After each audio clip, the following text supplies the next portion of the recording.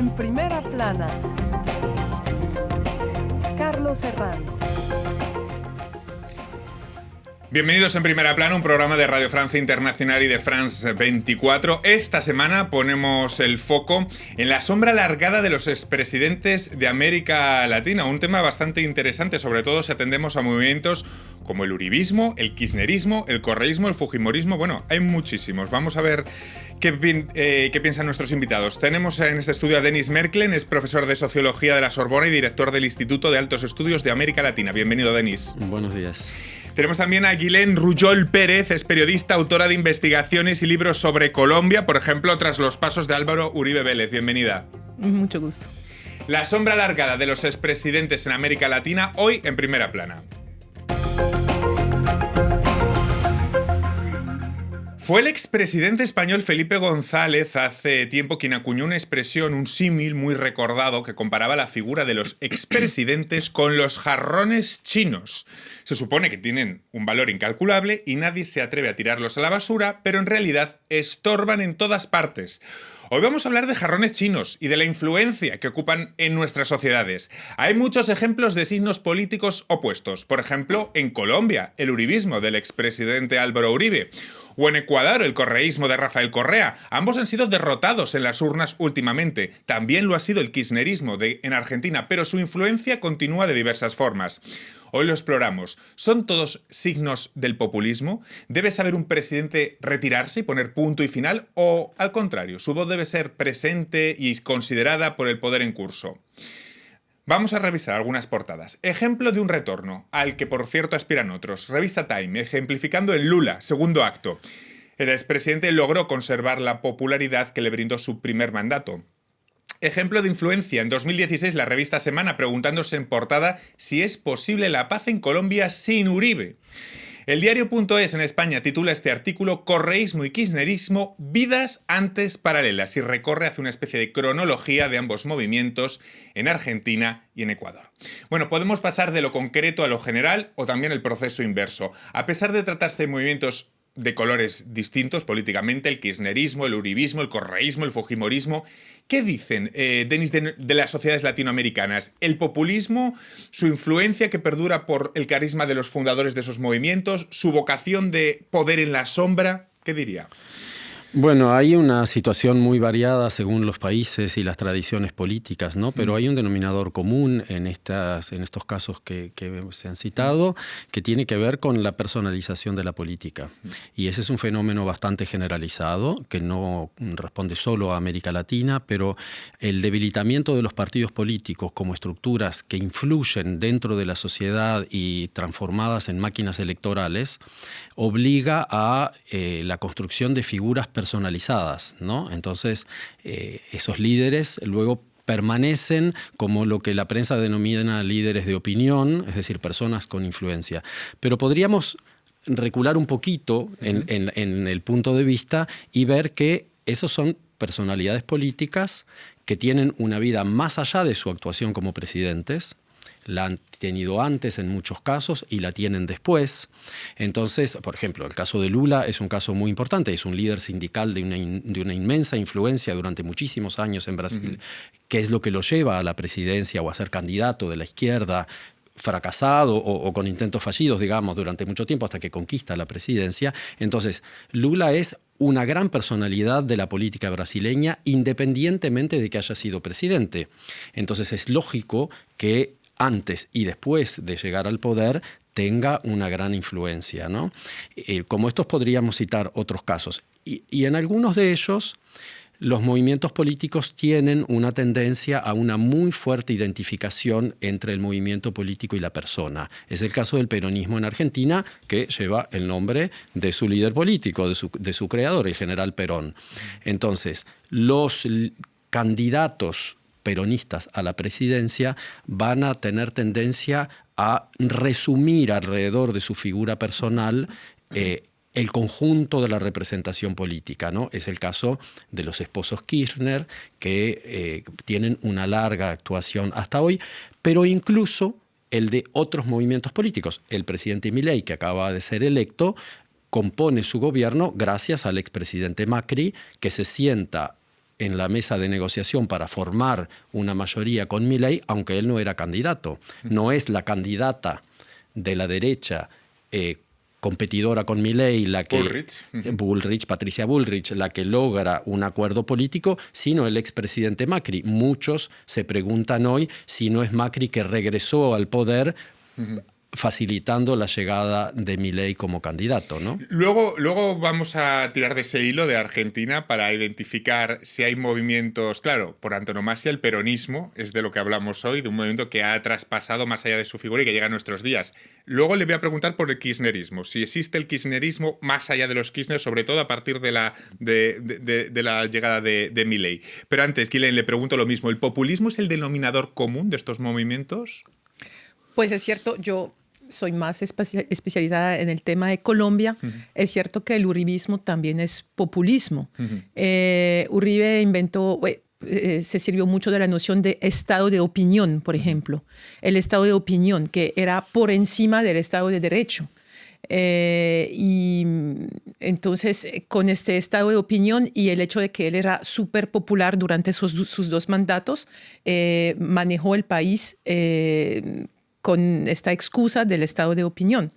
Entonces el populismo sí está muy presente en el uribismo, y ¿quién más que Uribe encarna el uribismo? Claro, Uribe, que dejó el poder, si me acuerdo bien, en el año 2010, pero todavía a día de hoy seguimos hablando de Uribe. Incluso los candidatos que concurren a las elecciones que están en la órbita de Uribe, los acabamos poniendo la etiqueta de el de Uribe. Es decir, borramos incluso el nombre del propio candidato, una cosa que llama mucho la atención desde Europa y que es un signo, una marca de lo que hoy hablamos. Sí, por ejemplo, el gobierno de Iván Duque, después de Juan Manuel Santos, Duque era el de Uribe. Nadie conocía a Iván Duque antes, y creo que él no va a quedar en la historia de Colombia. Pues él tuvo una popularidad muy baja, debajo de 30%, creo que, cuando se fue del poder.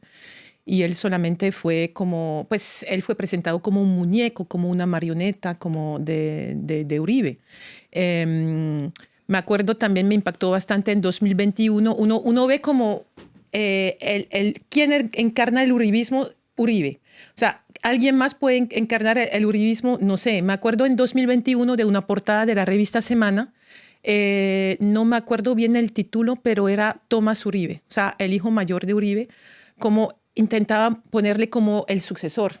O sea, es muy relevante también que sea Tomás Uribe, o sea, que tiene que tener el apellido Uribe para tener una suerte. Bueno, finalmente eso no pasó, y ya, pero eso es muy relevante, que sí, que Duque, bueno, él no fue el de Uribe. Intentaron con Tomás Uribe, pero eso fue como una propuesta, pero... Vamos de los casos concretos a lo genérico y de lo genérico a los casos concretos. Esto es un programa de ida y vuelta. Del caso Uribe al caso Kirchner. Denis, a partir de la victoria de Milei hace unos días en Argentina, ¿podemos estar ante el ocaso del kirchnerismo? Bueno, es muy probable. El kirchnerismo queda muy golpeado tras la elección. La figura de la expresidenta Cristina Fernández de Kirchner es muy cuestionada, genera en este momento más oposición y más rechazo que adhesión, y sobre todo entre la gente joven. No olvidemos que el voto a Milei es un voto muy poderosamente juvenil.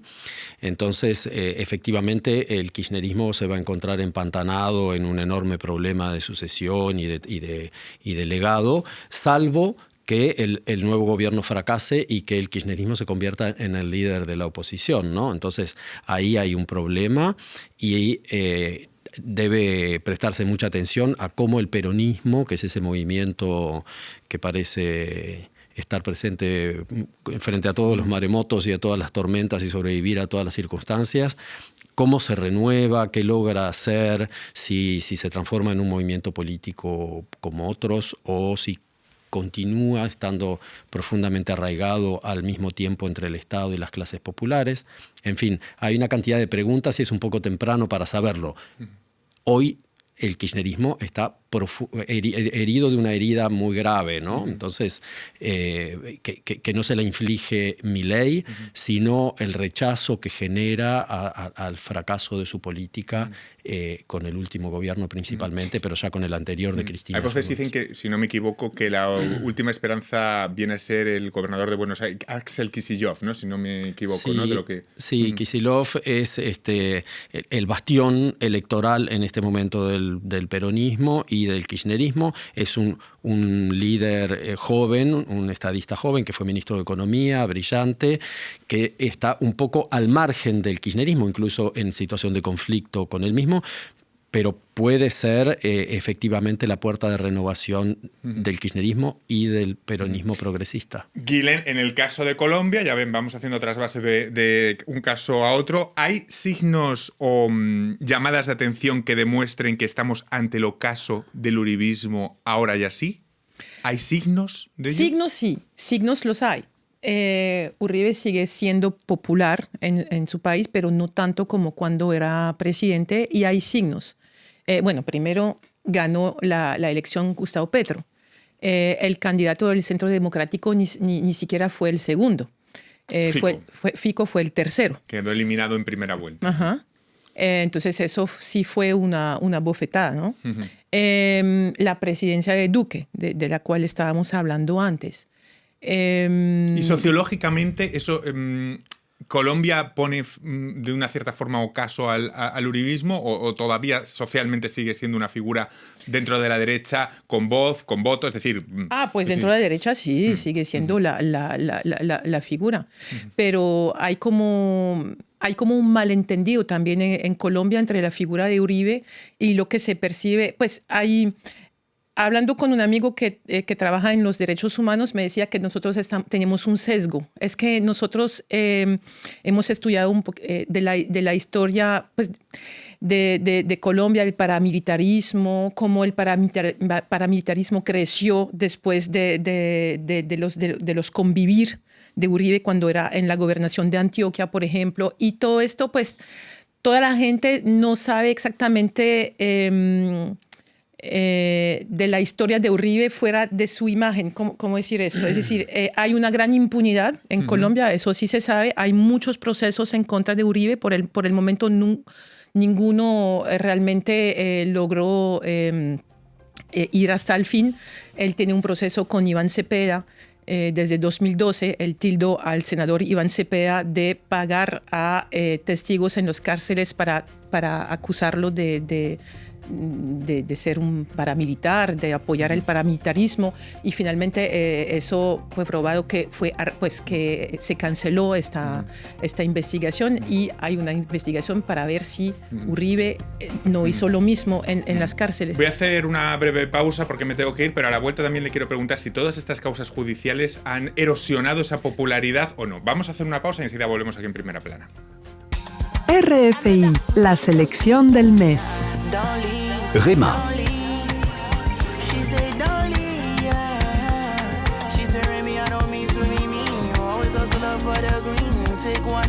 Jules et Puracan.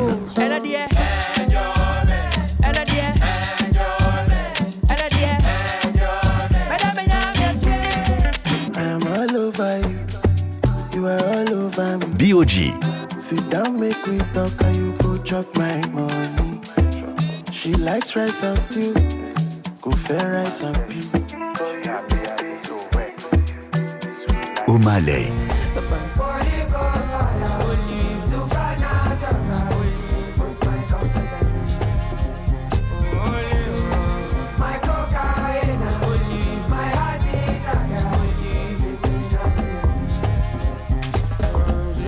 RFI.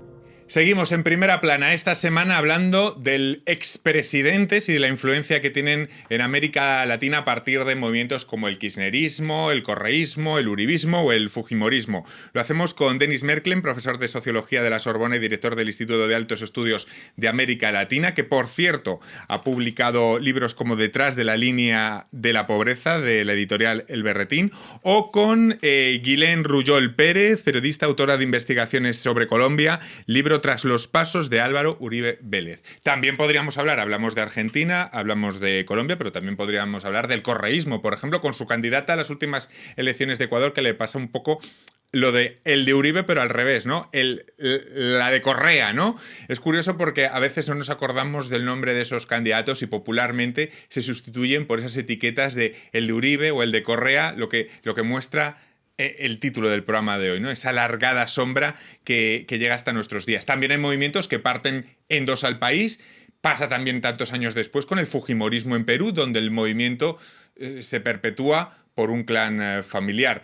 Antes hablábamos con Denis del ejemplo de Lula, ¿no? Es el ejemplo de un presidente que ha mantenido la popularidad de su primer mandato para un segundo asalto.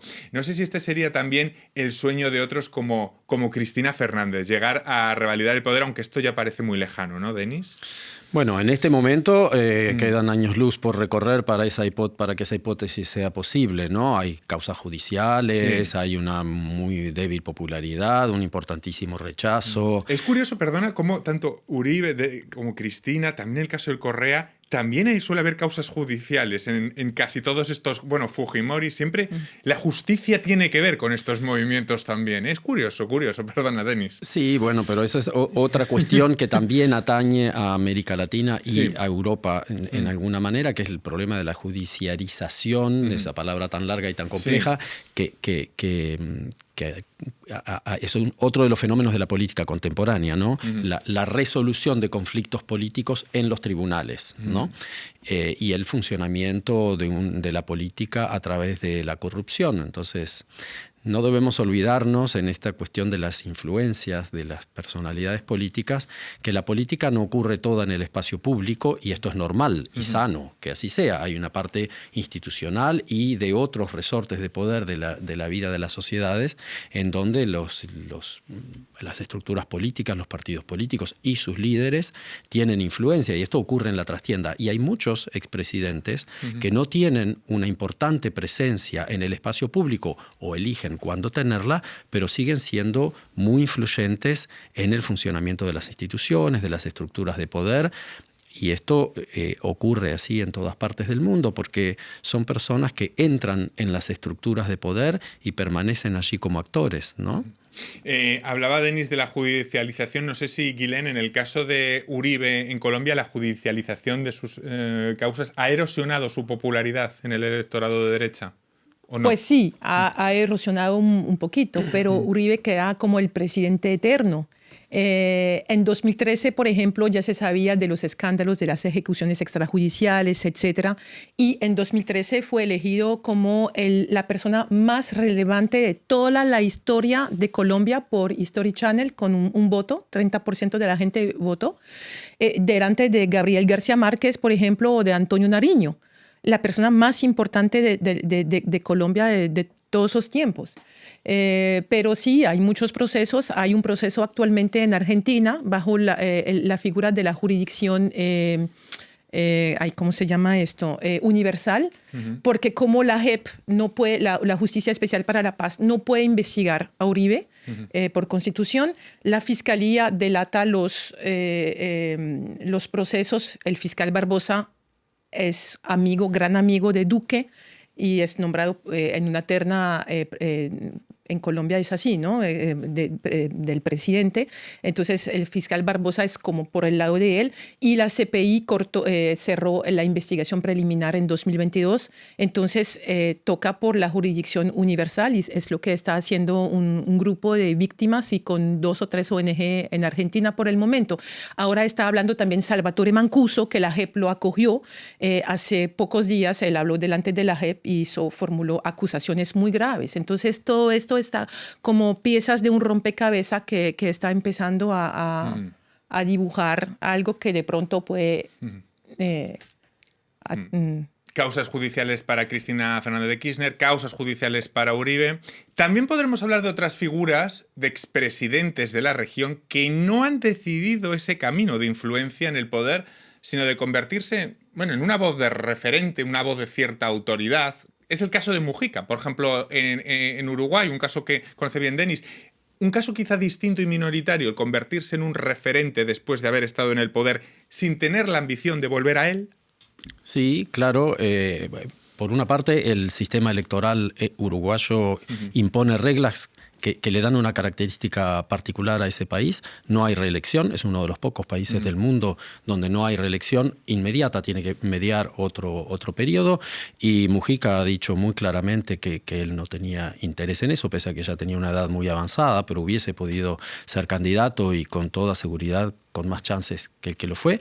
Mujica se ha convertido en una personalidad de influencia inmensa en toda la región. Cuando él sale algo en alguna red social, sus visiones, digamos, los likes y los deditos para arriba, multiplican por varios dígitos la población entera del Uruguay, ¿no? Tiene 10, 20 millones de... En Europa también pasa, también yo creo que tiene esa imagen, ¿no?, de referente el presidente Mujica, ¿no? Sí, y esto tiene mucho que ver con la correlación entre su prédica, su ejercicio del poder y su vida privada. El hecho de que no se haya enriquecido a través de su función le ha dado entre la juventud una autoridad moral increíble, porque además es un hombre que fue guerrillero, que fue preso y que ha mantenido la coherencia entre su discurso y su modo de vida es lo que le ha dado una autoridad moral que le da una superficie enorme, además de haber tenido la inteligencia de tomar algunos temas muy tempranamente, como el de la ecología, el del cambio climático.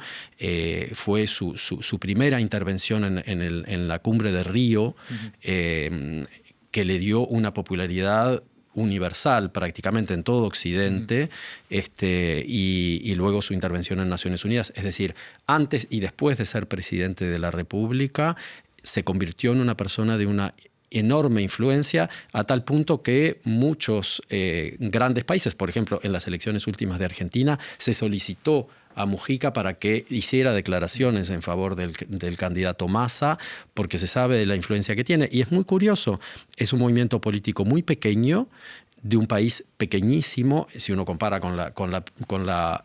el tamaño de Brasil y de Argentina. El presidente Lula, cuando fue electo, su primer viaje fue a quedarse en la casa de Mujica varios días, siendo electo de Brasil, cuando Brasil tiene 200 millones de habitantes contra 3 del Uruguay, ¿no? Y para Lula es importantísimo poder estar junto a Mujica y compartir algunos momentos. Comparten una trayectoria política, inteligencia en visión de la región. En fin, hay allí efectivamente otro ejemplo de influencia que nada tiene que ver con el populismo. Efectivamente, esa es la clave. Es decir, es que es otro ejemplo muy distinto, diametralmente opuesto a los que hemos visto antes, de cómo ejercer, de cómo basarse esa pospresidencia, digamos, ¿no, Guilén?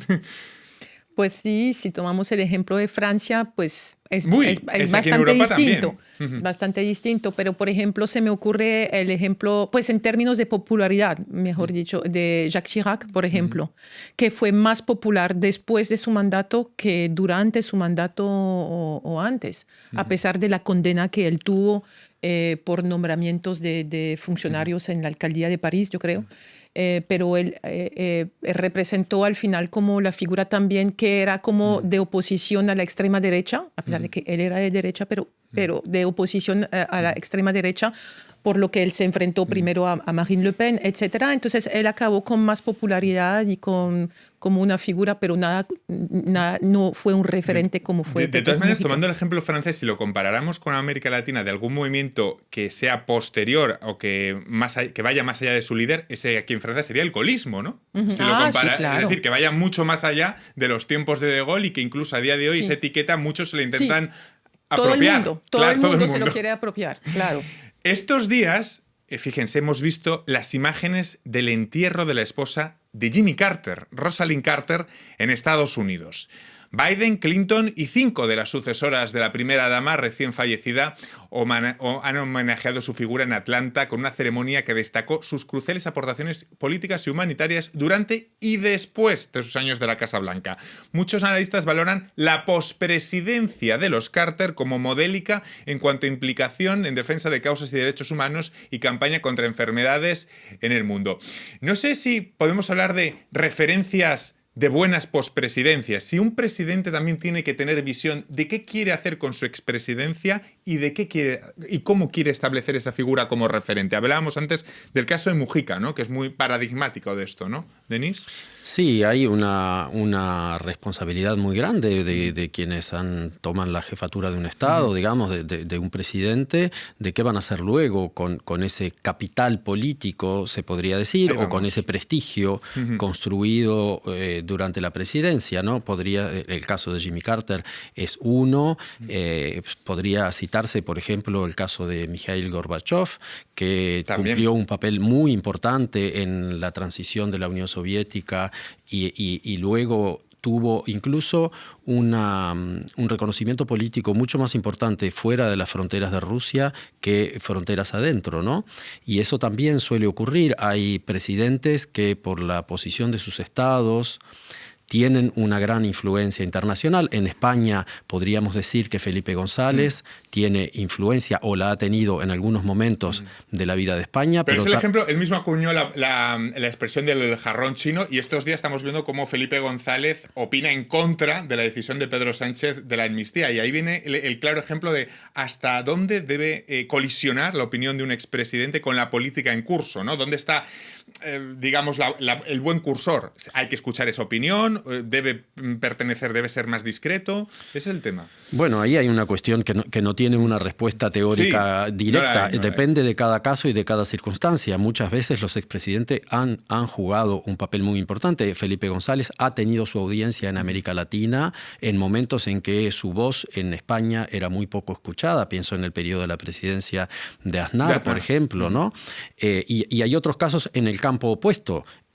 Margaret Thatcher defendiendo a Pinochet cuando el juez Garzón intentó apresarlo y pedir su extradición, y entonces la expresidenta el primer ministro de Gran Bretaña yendo al avión para aprovechar su capital de prestigio para proteger al dictador, ¿no?